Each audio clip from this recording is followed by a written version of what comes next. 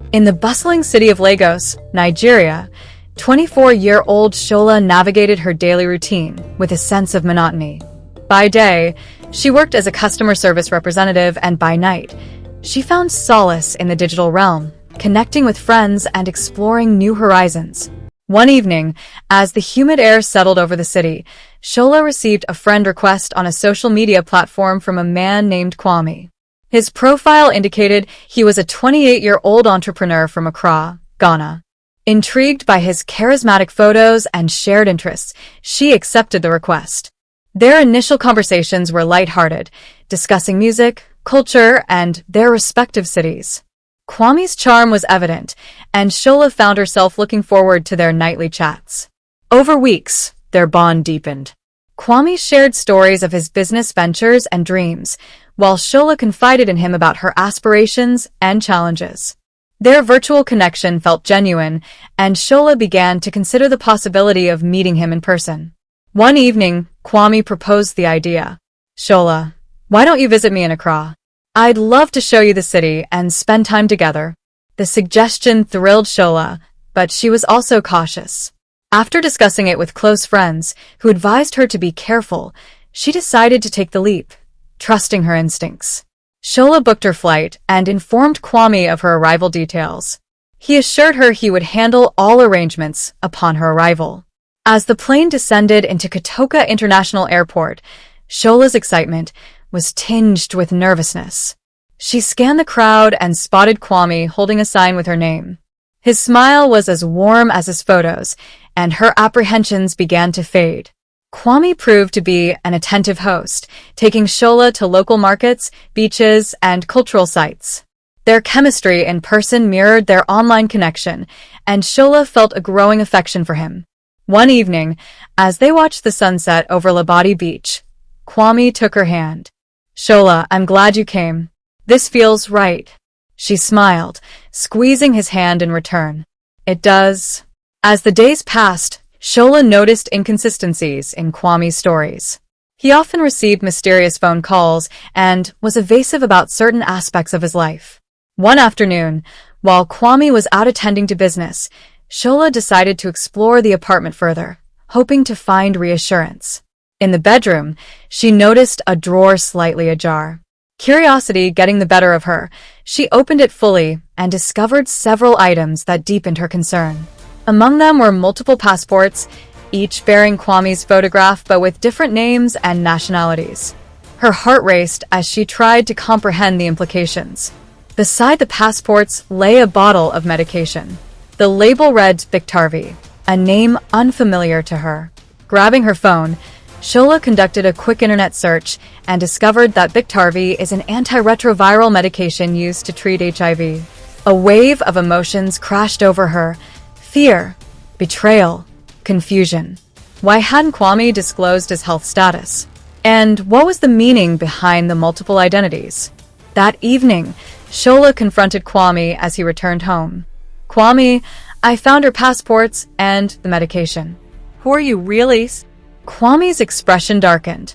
Without a word, he seized her arm and dragged her to a small, windowless room at the back of the apartment. Before she could protest, he shoved her inside and locked the door. Days blurred together as Shola remained confined. Kwame brought her food and water sporadically, but offered no explanations.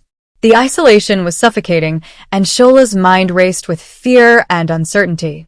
One evening, as Shola lay on the cold floor, she heard Kwame speaking on the phone outside her door. His tone was serious, and certain phrases caught her attention. "Yes, the merchandise is secure. No issues with the current stock. We'll arrange transport soon." A chilling realization dawned on Shola. Kwame wasn't just hiding his identity. He was involved in human trafficking. And now, she was part of his merchandise. The next day, Kwame seemed agitated. The generator in the backyard was malfunctioning, causing intermittent power outages. After bringing Shola her meal, he hurried outside to address the issue, inadvertently leaving the door unlocked. Seizing the opportunity, Shola quietly opened the door and peered out. Hearing the clatter of tools and Kwame's muttered curses from the backyard, she tiptoed through the apartment and slipped out the front door. Once outside, she broke into a run, not daring to look back. The streets of Accra were unfamiliar, but she knew she had to find safety. Spotting a taxi, she flagged it down and breathlessly instructed the driver to take her to the Nigerian High Commission. After her harrowing escape from Kwame's apartment, Shola found herself standing at the gates of the Nigerian embassy in Accra, Ghana. Her heart pounded as she approached the entrance, the weight of her ordeal pressing down on her. Inside, she was greeted by a compassionate consular officer who listened intently to her story. Recognizing the gravity of her situation, the officer assured Shola that immediate assistance would be provided. The High Commission coordinated with local authorities to ensure Shola's safety. They arranged for her to stay in a secure location while they initiated the process of repatriation to Nigeria. During this period, Shola received counseling and support to help her cope with the trauma she had endured. Within a week, all necessary arrangements were made. Shola boarded a flight back to Lagos, her heart filled with a mix of relief and apprehension. As the plane ascended, she gazed out the window, silently vowing to reclaim her life and share her story to prevent others from falling victim to similar fates.